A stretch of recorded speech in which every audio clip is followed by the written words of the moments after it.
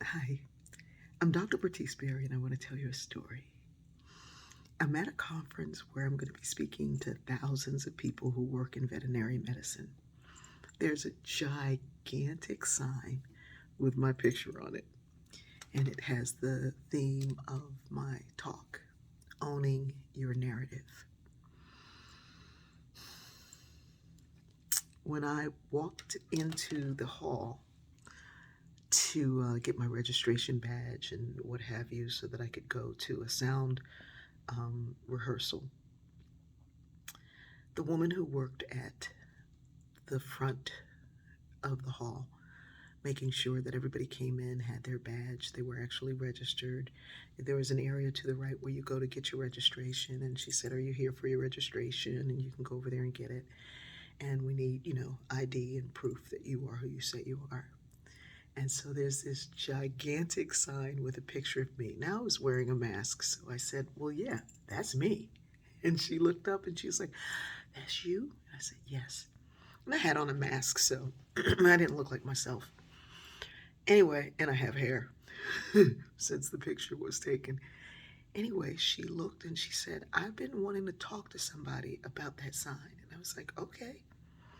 And she said, "What does that word really mean? There's a word up there that I need to know what it really means." And I said, "Well, it says owning your narrative." And she said, "That word, narrative, what does it really mean?"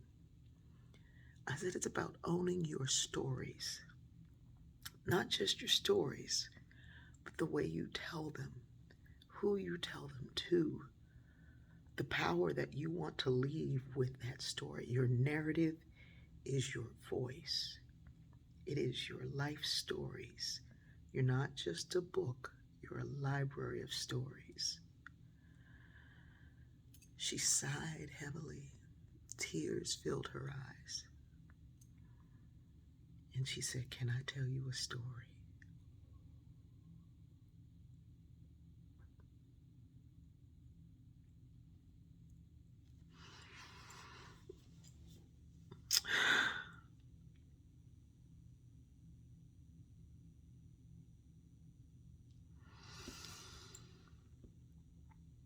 She began to tell me about the abuse she endured as a child from her mother, how she ended up caring for her mother,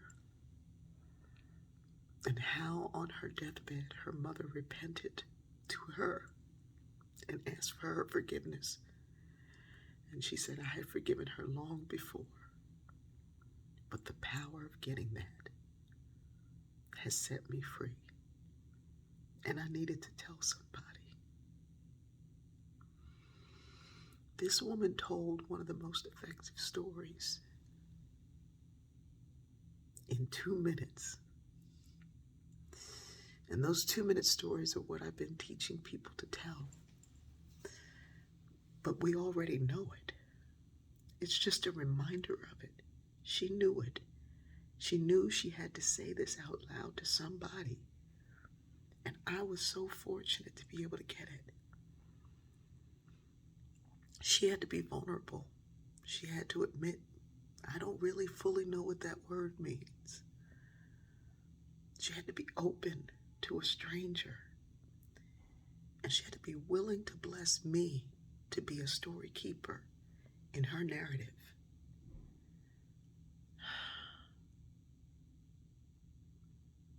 These stories connect us. And when we begin to tell them and to share them, we'll feel the power not only in our lives, but it echoes. I love you.